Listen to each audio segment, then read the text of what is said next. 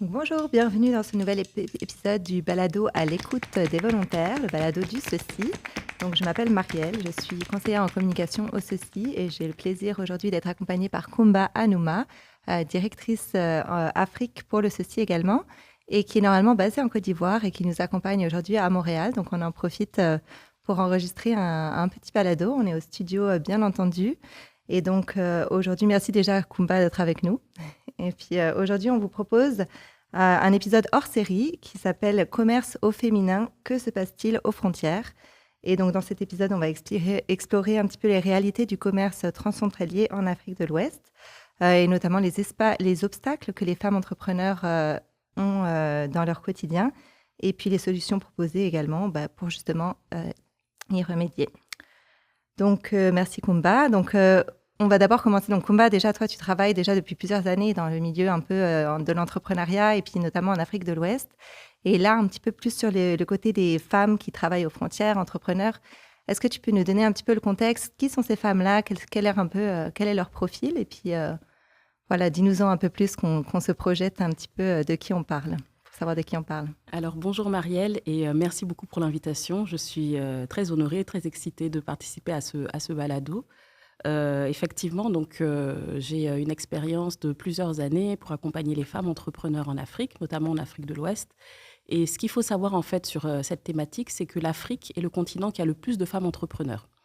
Sauf que ces femmes entrepreneurs sont à majorité dans le secteur informel. Il faut savoir que ces femmes ne vont pas souvent dans l'entrepreneuriat pour des raisons de développement, mais plus pour des raisons, on va dire, de subsistance. Soit c'est un moyen pour elles d'avoir un revenu supplémentaire pour la famille, soit c'est un moyen de subsistance, en fait, pour pouvoir accéder à des soins pour leurs enfants, pour des questions d'éducation, pour des questions de vie familiale. Donc, ces femmes sont pour la plupart du temps dans l'informel et elles rencontrent énormément de difficultés par rapport à leur genre et par rapport à leur activité. Donc ça, c'est pour poser un petit peu le contexte de l'entrepreneuriat féminin en Afrique de l'Ouest. Ce qu'on peut dire sur la problématique du commerce transfrontalier, c'est qu'on a deux types d'acteurs. Donc, on a vraiment les femmes petites commerçantes qui sont dans l'informel, qui traversent les frontières pour vendre, acheter des produits, qui font ça pour des moyens de subsistance. Après, on a des PME un petit peu plus organisées, donc des femmes entrepreneurs au sens, comme on l'entend ici au Canada, qui souvent font de la transformation, de la distribution de produits et ont des moyens un peu plus conséquents pour exporter leurs produits sur des marchés un peu plus régionaux ou globaux. Puis c'est quel type de commerce qu'elles font? Si tu aurais un exemple, même pour ces deux profils-là, je ne sais pas, est-ce que c'est des biens agriculture souvent? Est-ce que ça peut être... Alors, c'est souvent de l'agriculture. Donc, pour les petites femmes commerçantes, c'est plus, on va dire, du commerce général. Elles peuvent acheter des chaussures qu'elles vont revendre. Elles sont basées, par exemple, en Côte d'Ivoire et elles vont à la frontière du Ghana pour revendre des chaussures. Et elles achètent, je ne sais pas, un autre bien de consommation, des peignes ou du maquillage ou des pagnes, par exemple, au Ghana, qu'elles vont revendre en Côte d'Ivoire. On peut aussi les voir sur des chaînes de valeur un peu plus spécifiques. Mais par contre, pour les femmes entrepreneurs qui ont des entreprises un peu plus gros, ça va être peut-être du commerce de beurre de karité transformé qui va partir sur d'autres marchés. Ça va être des chaînes de valeur, par exemple, sur l'oignon, sur le manioc. Donc, c'est très différent. Mais c'est souvent des chaînes de valeur, oui, agricoles. OK. Et donc, ces femmes-là, elles sont pas toutes seules dans ces réseaux. Il y a aussi des hommes, finalement, qui sont là. Et pourquoi, là, on s'intéresse aux femmes? Qu'est-ce qui fait que... est-ce qu'elles ont une situation finalement différente? Et pourquoi est-ce que nous, on s'intéresse à elles aujourd'hui pour les appuyer d'une manière peut-être différente qu'on le ferait auprès d'hommes, entrepreneurs ou commerçants? Alors, il faut savoir qu'en fait, les femmes sont celles qui sont exposées au plus de risques dans ce métier, qui ont affaire au plus de contraintes. Tout d'abord, en fait, elles ont affaire à des contraintes liées déjà à leur genre. Le fait d'être une femme vous expose beaucoup plus dans le commerce, dans l'entrepreneuriat et encore plus aux frontières. Puisque lorsqu'on traverse des frontières, on a affaire à des agents douaniers et on est exposé à des violences basées sur le genre, à du harcèlement sexuel, moral, à de la corruption quand on est une femme. Donc, déjà, une raison pour laquelle il faut accompagner les femmes. La deuxième raison pour laquelle il faut accompagner les femmes, elles se mettent dans le commerce souvent de manière informelle, elles n'ont pas accès à l'information et à la formation. Ce qui fait qu'on a des textes qui régissent le commerce en Afrique de l'Ouest, mais ces textes parfois peuvent être interprétés ou adaptés d'un poste frontière à l'autre de manière très différente. Et lorsqu'on n'a pas les capacités, la connaissance qu'il faut, eh ben, on est encore exposé à de l'abus, à payer des droits de douane peut-être qui ne sont pas applicables. Donc, il y a ce côté d'information.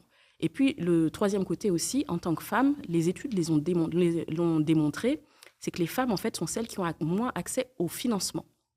Et donc, qui dit financement, dit le nerf de la guerre pour diriger toute entreprise, pour se développer, pour avoir accès à plus de matières premières, pour avoir accès à plus de moyens logistiques, par exemple. Il faut avoir des moyens. Et donc, les femmes sont celles qui sont les plus exposées sur ces trois catégories. Mais oui, ben là, tu nous parles à la fois d'accès à l'information, au financement. Donc, concrètement, finalement, qu'est-ce que... elles vont dire, mais moi, j'ai besoin de savoir, j'ai besoin de connaître où est-ce que je peux avoir de l'argent, etc. Mais c'est quoi leur parcours? Comment est-ce qu'on peut les aider finalement, plus concrètement? Alors, comment est-ce qu'on peut les aider? C'est plusieurs manières, j'imagine. Il y a plein de... il y a plein de manières, mais je vais t'apporter un début de solution, en fait, à travers un projet qu'on met en œuvre en Afrique de l'Ouest qui s'appelle Making Trade Work for Women. C'est un projet qui est financé par Global Affairs Canada de 20 millions de dollars canadiens, qui dure sur 5 ans, qui est en partenariat avec un acteur qui est très actif, un acteur africain qui s'appelle Trademark Africa, qui est très actif en fait dans les structures douanières transfrontalières en Afrique. Donc c'est un projet sur 6 pays. Donc on a le Burkina Faso, on a le Togo, on a la Côte d'Ivoire, on a le Bénin, on a le Ghana, on a le Nigeria. Donc gros programme régional qui permet en fait de favoriser les activités entrepreneuriales de ces femmes qui font du commerce transfrontalier. Et on peut se demander déjà pourquoi est-ce qu'on a choisi ces 6 pays. Il faut savoir que le commerce en Afrique de l'Ouest est organisé par corridor transfrontalier. Donc on a le corridor Ouaga-Tema, donc Burkina-Togo, et on a le corridor Abidjan-Lagos, qui va passer par tous les autres pays que j'ai cités. Et sur chacun de ces postes frontières, il y a des problématiques auxquelles font face ces femmes entrepreneurs qui font du commerce et sur lesquels nous, on va essayer de les appuyer. Et donc, corridor, en fait, c'est des endroits où il y a le plus de commerce finalement entre les différents pays, c'est ça? C'est ça. Okay. Et donc, plus concrètement, j'imagine que c'est des endroits frontaliers où il y a vraiment beaucoup de monde, un petit peu, qui se promène. Enfin, ça se présente vraiment comme ça, c'est ça. Donc, il y en a beaucoup finalement qui vont d'une capitale à l'autre comme ça régulièrement. Par exemple, une femme, comme tu disais, il y avait 2 catégories. Une petite commerçante là, qui va vendre, que ce soit même des vêtements, etc. Est-ce qu'elle fait ça tous les 3 mois, toutes les semaines? Je ne sais pas, il y en a peut-être plusieurs profils. Mais... Alors, il y a les 2 profils dont je t'ai parlé, tu vois, ces petites femmes commerçantes qui, elles, vont traverser la frontière de manière opportuniste, on va dire. Dès qu'elles ont un peu d'argent pour acheter un peu de marchandises, comme on dit communément dans le jargon, elles vont acheter un peu de marchandises, elles vont passer la frontière, elles vont aller le revendre. Quand elles auront assez d'argent, elles vont revenir, elles vont revendre. Donc, c'est un peu du commerce opportuniste. Ensuite, on a ces femmes entrepreneurs. Donc, ces femmes, elles, on va dire les contraintes auxquelles elles font face, ça va être plus des contraintes, en fait, où elles sont des risques auxquels elles sont exposées parce qu'elles vont passer la frontière de manière physique, de manière régulière, elles-mêmes, à des contraintes liées à leur genre, donc de harcèlement, de manque d'information. Les structures douanières ne sont pas adaptées. Par exemple, lorsque les femmes veulent... il n'y a pas d'espace dédié aux femmes, donc c'est compliqué parce que pour se faire fouiller par un homme, parfois, ça peut être compliqué. Ne pas avoir de toilettes pour les femmes, tout simplement, de lieux où ces femmes, parfois, traversent avec leurs bébés, avec leurs enfants, où est-ce qu'elles peuvent allaiter leurs enfants. Lorsqu'elles font face à des tracas administratifs, douaniers, ce qu'il faut savoir, c'est que si elles ne sont pas prioritaires, si on n'a pas pensé ces lieux de passage pour les femmes, il faut savoir que derrière, elles retournent s'occuper de leurs enfants. Donc, une femme qui va passer 5 heures de temps pour des tracas administratifs, ce n'est pas la même chose qu'un homme. C'est ça, et c'est ce que j'allais dire. Souvent, j'imagine, la frontière, c'est pas le genre de choses où tu passes en 20 minutes et puis c'est fait. Non. Donc, oui, et puis je m'imaginais justement, souvent, il y a les enfants, mais elles sont presque obligées de les prendre avec elles s'il faut, parce que c'est pas quand est-ce qu'on va rentrer finalement. Donc, elles sont exposées à ces risques, à avoir un petit peu de financement pour leurs activités, à ces risques de harcèlement en première ligne pour le passage des postes douaniers. Et après, il y a ces femmes un peu plus entrepreneurs qui, elles, vont faire face plutôt à des contraintes de logistique, comment déplacer leur production, qui parfois, elles, les petites femmes sont plus, les femmes dans le petit commerce sont plus aux frontières. Oui. Et les femmes transformatrices ou agrégatrices ou entrepreneurs, elles sont peut-être plus dans des grandes villes et il va falloir faire déplacer de la marchandise en grosse quantité, cette fois-ci, d'un point A à un point B. Donc, il faut avoir accès à des moyens logistiques. Les tarifs douaniers, les contraintes douanières à plus grande échelle peuvent les impacter. Et également, elles vont avoir des questions d'accès au financement beaucoup plus importantes pour structurer leurs entreprises et pouvoir faire évoluer leur business de manière favorable. Ouais. Non, c'est certain. Puis, mais là, je vois encore là, ces deux profils, là, une femme petite commerçante et une femme entrepreneur. Qu'est-ce que, par exemple, si on prenait même une personne, qu'est-ce qu'on ferait pour l'accompagner via le projet dont tu as parlé? Ce serait quoi concrètement, là, qu'est-ce qui pourrait lui permettre d'améliorer son parcours finalement? Donc, il y a plusieurs leviers sur lesquels il faut travailler. Donc, sur le levier déjà des femmes commerçantes, c'est déjà leur donner accès à la formation, accès à l'information, idem pour les femmes entrepreneurs, pour qu'elles connaissent leurs droits. Souvent, parfois, c'est juste le manque de droits le manque de connaissance de ces droits qui fait qu'on va payer un petit bakshish, alors que si on connaît ces droits, elles sont dans les règles. Parfois aussi, elles ne sont pas dans les règles, pas parce qu'elles ne le veuillent pas, parce qu'elles ont accès à l'information. Donc, nous, on va travailler, on va s'appuyer sur la connaissance de ces femmes commerçantes pour pouvoir leur apporter du renforcement de capacité, travailler également avec les associations, parce que ces femmes sont organisées en association, et quand plus on est nombreuses, plus on est aligné sur des activités, plus notre voix porte. Donc, on va également donner de la force à ces femmes, à ces associations de femmes, pour qu'elles puissent avoir une voix qui porte plus au niveau des politiques et faire changer les choses. Donc, de la formation, du renforcement de capacité et également du plaidoyer auprès des autorités pour faire changer un petit peu les lois, pour apporter des infrastructures peut-être qui sont gender favorables, également former les acteurs aux frontières pour leur faire comprendre que les femmes ne doivent pas être victimes d'harcèlement. Ce ne sont pas des victimes, mais ce sont des commerçantes comme les autres et elles doivent être traitées de la même manière. Donc, agir également sur ce côté politique, ce côté renforcement de l'écosystème. Il faut savoir aussi, je parlais de l'accès au financement.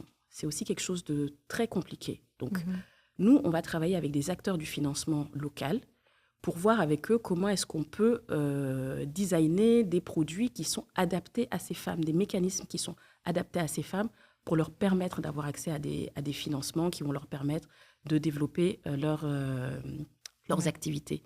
Le dernier point... Aujourd'hui, c'est quoi puis, je ne veux pas que tu te perdes dans tes points, mais c'est quoi aujourd'hui, par exemple, leurs options en financement? Est-ce que c'est limité, tu disais, mais ça veut dire quoi? C'est que souvent, elles sont pas prises en compte, on leur refuse, j'imagine, des demandes de prêt, c'est ça un peu? Alors, on leur refuse des demandes de prêt. Pourquoi? Parce que déjà, quand tu es dans l'informel, comment est-ce que tu prouves un historique, un track record? On te demande des états financiers formels pour une entreprise. Donc, déjà, pour avoir accès à un financement, sans état financier, c'est compliqué. Ensuite, souvent, comme je l'ai dit, les femmes vont dans ces activités pour des raisons de subsistance. Donc, le risque sur ces femmes qu'on accompagne est très élevé et communément, les acteurs financiers ne souhaitent pas en fait accompagner des personnes avec du risque, c'est du business. Donc nous, c'est de travailler avec ces acteurs pour leur faire comprendre qu'en fait, il y a un intérêt à travailler avec ces femmes, peut-être mettre en place des mécanismes de garantie, parce qu'on va leur demander des garanties aux femmes qu'elles n'ont peut-être pas, pour leur permettre d'avoir accès à du crédit, mettre en place des outils peut-être digitaux, plus facile parce qu'on est dans un système intégré, mais quand on fait du commerce en Côte d'Ivoire, c'est le franc CFA. Quand on arrive au Ghana à quelques mètres, c'est le Ghana Cedis.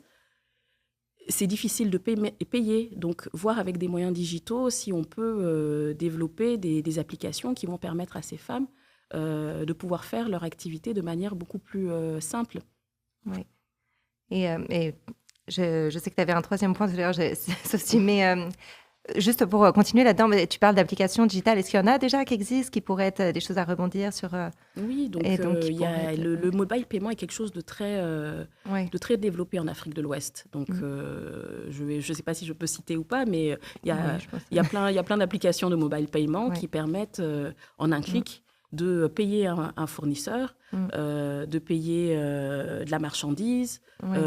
Donc, c'est voir peut-être comment intégrer ça de manière un peu plus globale sur les marchés. Pour le moment, c'est pas trop... c'est ça, c'est pas connecté, vrai. en fait. Le problème, c'est que tout fonctionne dans un pays, mais dès qu'on traverse la frontière, c'est pas connecté. Et ça fait le lien, en fait, avec mon dernier point. En fait, les pays que nous avons cités sont dans une zone économique qu'on appelle la CEDEAO. Donc, la CEDEAO fait les textes et ça assure le libre-échange des biens et des personnes. Ça, c'est sur le papier. On a également l'UEMOA, qui est la zone monétaire de l'Afrique de l'Ouest, qui se charge aussi de faire les textes pour uniformiser tout ça. On a également la ZLECAf, qui est sous le chapeau africain, donc sur tout le continent, qui s'assure en fait de la libre circulation et de l'harmonisation des marchés. Donc nous, notre projet Making Trade Work for Women travaille avec ces institutions pour s'assurer en fait de l'uniformisation, faciliter la circulation des biens, des personnes, l'uniformisation des textes. Sauf que là, c'est dans la théorie. Mais dans la réalité, c'est beaucoup plus compliqué et les femmes font face à toutes les contraintes que j'ai expliquées tout à l'heure. Donc, c'est à tous ces niveaux qu'on va essayer de faire jouer les choses. Normalement, l'interopérabilité, donc la fonction de pouvoir faire des paiements dans chaque pays devrait être instantanée. Mais on se rend compte qu'on se heurte dans la réalité à beaucoup de contraintes dans ce sens-là. Oui. Donc, ce que je comprends, c'est qu'en théorie, il y a déjà beaucoup de règles mises en place et qui sont presque déjà qui sont bien, mais la pratique n'est pas encore, c'est ça. N'est pas encore là. Donc, oui, il faut donner des coups de pouce. Et justement, tout à l'heure, quand tu parlais, ça me faisait penser, quand tu parlais d'influencer un peu les politiques, ces femmes qui se regroupent des fois en réseau, j'ai oublié le mot que tu as utilisé exactement, mais et là, comment est-ce qu'elles ont accès justement pour faire valoir leur voix aux politiques, pour dire justement tout ça et est-ce qu'il y a des moyens de plaidoyer mis en place? Comment est-ce que même le projet vient en place ou même pas juste le projet? Comment elles arrivent finalement à faire valoir leur voix? Donc, elles font valoir leur voix, mais c'est très difficile quand elle n'est pas organisée, quand on n'a pas de moyens. Nous, ce qu'on fait, c'est vraiment le ceci. Les ONG ont un rôle très catalysateur et puis très intégrateur. Nous, on va essayer de mettre, grâce à notre position, autour de la table, donc les commerçantes, les associations, les partenaires locaux, les associations de femmes et également les politiques. On a commencé à dresser un maillage de relations avec les directions du commerce dans les pays où on intervient. Ce projet se fait également avec la collaboration de la ZLECAf, de l'UEMOA et de la CEDEAO. Donc nous, on a la légitimité en fait pour permettre à ces femmes d'être le porte-voix, de s'organiser et de faire valoir leur voix auprès de ces institutions pour pouvoir faire changer les politiques dans ce senslà. Oui.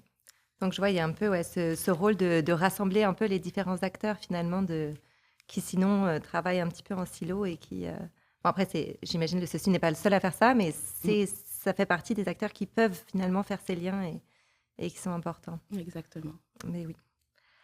Mais justement, moi, ça me faisait penser, j'ai été en Côte d'Ivoire rencontrer justement quelques femmes entrepreneurs qui vont certainement faire partie du projet.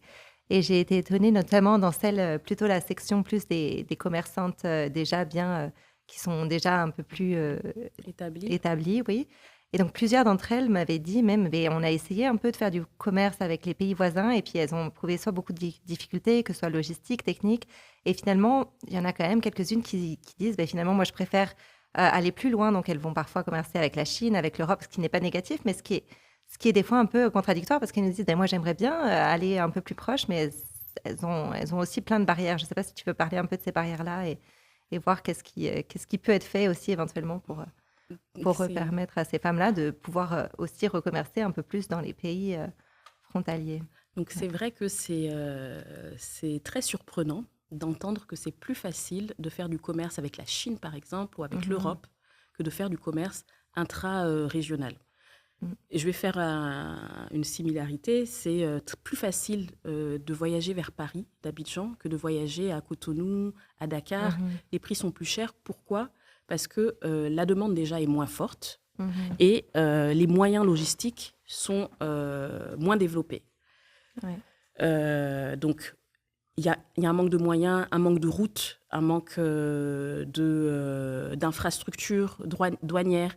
La réalité en fait, des règles établies est beaucoup plus fluide vers les pays qui ont l'habitude de faire du commerce à l'étranger qu'à l'interne. Donc ça revient encore à ce que je disais sur l'UEMOA qui, dans la théorie, et la CEDEAO assurent la libre circulation des biens et des personnes, mais qui, dans la réalité, en fait, c'est toute une liste de difficultés qui sont là. Et surtout, je pense, la formation, le manque à la bonne information, le fait que les règles sont censées être uniformes, mais ne sont pas appliquées de la même manière partout. Le problème également de transfert monétaire, le problème d'accès à des informations même de manière digitale, le problème de libre circulation des personnes fait que c'est beaucoup plus facile d'envoyer un conteneur en Chine, par exemple, que d'envoyer sa marchandise entre le Bénin et le Togo, par exemple. Oui, non, c'est sûr. Oui. Et donc, après, en mettant en place plusieurs choses, ça pourrait se rétablir et puis s'accélérer. Est-ce que même, mais toi, ça fait longtemps que tu travailles dans ce domaine. Est-ce que tu as vu une amélioration quand même déjà depuis quelque temps? Est-ce que ça a évolué? Est-ce que tu vois ça, les règles de la CEDEAO, tout ça, c'est pas non plus, ça date pas, je dirais, d'il y a 10-15 ans? Est-ce que, enfin, peut-être que si d'ailleurs. Alors, je pense que oui. Déjà, je pense que tout changement commence par une prise de conscience. Cette prise de conscience, elle est là. Moi, j'ai beaucoup évolué dans le domaine du financement d'impact. Et de plus en plus, en fait, de grosses institutions de financement, de banques, lancent en fait de programmes destinés aux femmes. Donc, par exemple, Ecobank, c'est une banque panafricaine très connue qui a aujourd'hui un programme dédié qui s'appelle Elever, qui est un programme dédié aux femmes entrepreneurs. On a également de plus en plus d'institutions financières qui mettent en place des programmes sur ce qu'on appelle le missing middle, donc le maillon manquant qui n'est pas financé. Donc, cette prise de conscience existe. La BAD, par exemple, qui est la Banque africaine de développement, a lancé un gros programme il y a quelques années qui s'appelle AFAWA, qui est destiné au financement des femmes entrepreneurs. Donc, cette prise de conscience, elle est là. J'ai rencontré les directions générales du ministère du Commerce dans plusieurs pays d'Afrique de l'Ouest. Et aujourd'hui, en Côte d'Ivoire, par exemple, il y a un programme qui s'appelle La Clinique, qui est en fait un mini-programme de ce que fait MTW pour travailler avec les femmes entrepreneurs, pour voir quelles sont les barrières qu'elles ont aux frontières et pouvoir lever ces barrières. Je pense qu'on vulgarise aussi toutes les problématiques liées aux violences basées sur le genre. Il y a une prise de conscience. Donc, on voit quand même des évolutions. Tous les acteurs qu'on a été rencontrés ne sont pas réfractaires, sont conscients du problème et ont envie de faire bouger les choses. Donc, je pense qu'on est déjà sur une... moi, je reste très positive. On est déjà sur une bonne voie. C'est qu'on n'est pas dans le tout début, des fois, de devoir faire changer des fois des choses. C'est déjà un mouvement qui est en marche. Et donc, c'est un peu pour justement l'accélérer finalement et puis... trouver des moyens de c'est ça. Les règles existent. Et en fait, il faut juste qu'on trouve les moyens de les faire appliquer. Donc, je pense qu'on est vraiment sur la bonne voie. Et puis, la démarche du ceci dans le cadre de ce projet est vraiment une démarche, on va dire, complète et holistique. On met vraiment tous les acteurs autour de la table. On a décidé d'identifier tous les freins pour ces femmes. Et le fait de le faire en synergie avec plusieurs pays vont pouvoir avoir un effet de changement qui est systémique à grande échelle. Et c'est comme ça, en fait, qu'on fait évoluer les choses, dans mon sens. Donc, l'impact sera global. On vise, je crois, de toucher 20 000 femmes. Donc, ce n'est pas 2 000 femmes qu'on va accompagner sans être réductrice, mais je trouve que l'impact va être à un certain niveau. Et il y a d'autres programmes aussi qui se mettent en place. Donc, je reste très positive par rapport au changement qu'on souhaite apporter. Ben oui, c'est ça. Ça donne un peu d'espoir et puis d'énergie. Et puis, mais c'est ça. Mais là, comme tu disais, le projet, là, il travaille pas que avec des femmes dans plusieurs pays. Mais c'est l'Afrique de l'Ouest, oui, mais déjà, chaque femme dans les pays, c'est aussi ses situations propres en fonction de la culture, de plusieurs éléments. Et je me disais, tous ces apprentissages-là, ils sont certainement aussi très comparables finalement à certaines femmes au Canada également. Donc, même s'il y a des contextes des fois commerciaux ou autres de frontières qui sont peut-être différents, mais il y a des défis que rencontrent les femmes entrepreneurs aussi au Canada. Est-ce qu'il y a des choses que tu verrais, même par rapport à ton travail que tu as déjà vu évoluer, qui pourraient vraiment se comparer et puis peut-être avoir des apprentissages qui pourraient être pertinent aussi pour les femmes ici entrepreneurs au Canada? Écoute, Marielle, je pense que tu as fait une très bonne analyse de la situation. Les contraintes liées aux femmes entrepreneurs à leur activité sont plus ou moins les mêmes dans tous les contextes. On peut prendre le Canada, on peut prendre la Côte d'Ivoire où je vis. C'est des problèmes liés au financement, des problèmes liés au genre. Donc, le CECI a mis en place un programme qui s'appelle Femmes entrepreneurs solidaires, qui permet en fait de faire du mentorat entre des femmes entrepreneurs de 2 continents.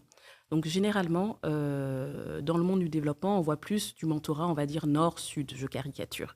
Mais ce programme de mentorat, en fait, c'est un programme réciproque. C'est-à-dire que des femmes entrepreneurs d'Afrique mentorent des femmes entrepreneurs du Québec et des femmes entrepreneurs du Québec. Et ces mêmes femmes entrepreneurs du Québec mentorent la personne. Donc, c'est des apprentissages mutuels qui permettent de se renforcer et d'apprendre plus. Je vais te donner l'exemple d'une dame qui s'appelle Valérie Kenom, qui a une entreprise de transformation de jus au Sénégal. C'était une femme docteur nutritionniste qui a fait le constat qu'en termes de nutrition, ses contemporains mangeaient plus de la junk food, de la nourriture qui avait pas, ou de la nourriture importée, qui n'avait pas les valeurs nutritives appropriées, alors que sur place, au Sénégal, on trouve plein de choses traditionnelles qui ont été délaissées et qui ont de très belles vertus. Donc, elle a décidé de quitter son job de docteur et de devenir femme entrepreneur. Et elle a lancé cette entreprise de jus avec son frère pour apporter sa petite pierre à l'édifice sur la nutrition saine au Sénégal. Sauf que être entrepreneur, c'est bien d'avoir des idées, mais quand ton entreprise commence à se développer, c'est difficile en termes d'accès au financement, en termes de gestion au quotidien. Et elle a rencontré pas mal de difficultés dans l'organisation organisationnelle de son entreprise. Donc, nous, au sein du CECI, on l'a mis en contact avec une autre personne, avec Valérie, qui, elle, est chef du développement organisationnel au sein de la Fédération des chambres de commerce du Québec.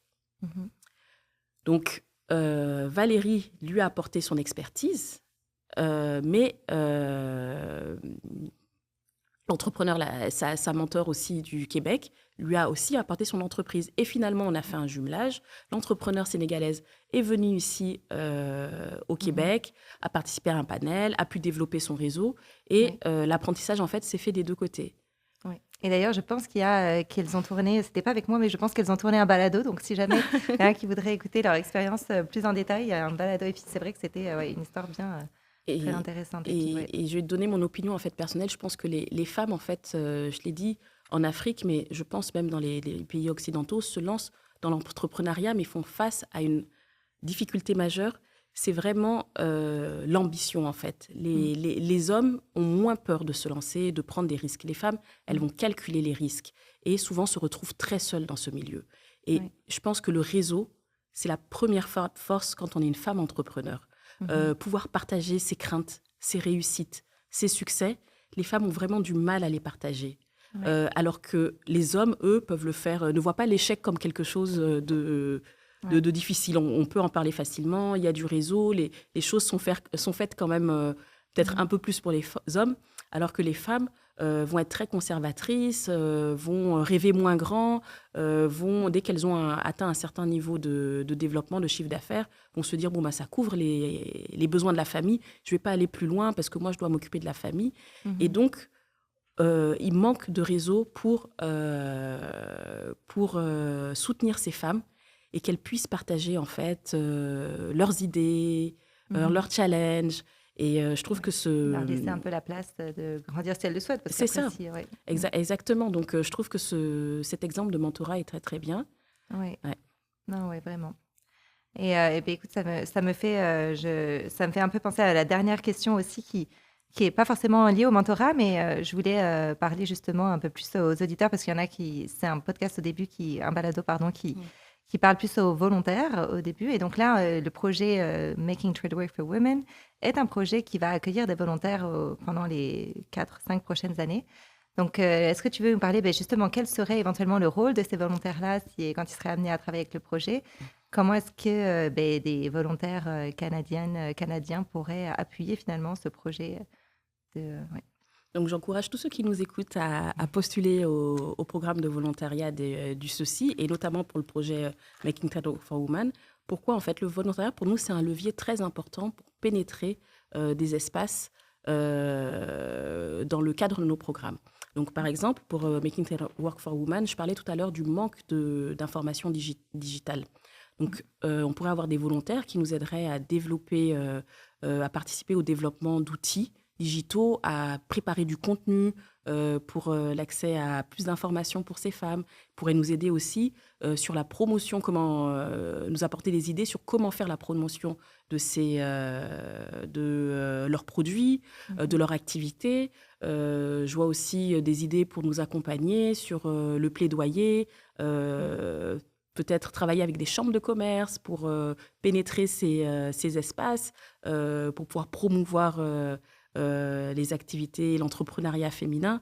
Donc, il y a énormément de potentiel et d'opportunités pour les volontaires pour nous accompagner au sein du CECI, que ce soit sur ce projet ou sur d'autres projets. Ailleurs, mais oui. Mais oui. Merci. Moi, j'en ressors toute. Ça me donne plein d'énergie et plein d'espoir. Oui, j'ai hâte de voir un petit peu où va s'en aller ce projet et les résultats qui vont qui vont arriver bien assez vite. Donc, merci pour cet échange inspirant. Et puis, ce que je voulais, voilà, sauf si tu avais un dernier mot de la fin peut-être à ajouter, non? Le mot de la fin, c'est qu'aujourd'hui, l'entrepreneuriat féminin, l'entrepreneuriat des jeunes, c'est vraiment l'avenir en fait. Ouais, c'est ça. Ouais. Merci beaucoup. Donc, vous venez d'écouter un balado, un épisode hors série du balado du CECI à l'écoute des volontaires. Si vous souhaitez en savoir plus sur le projet, sur le CECI, sur ce qu'on fait, vous pouvez aller sur notre site internet ceci.org. Il y a aussi également des offres de mandats de volontariat qui sont postées. Et puis, vous pouvez aussi vous abonner à notre infolettre. Voilà, merci d'avoir été avec nous. Merci Marielle pour ton invitation. Plaisir.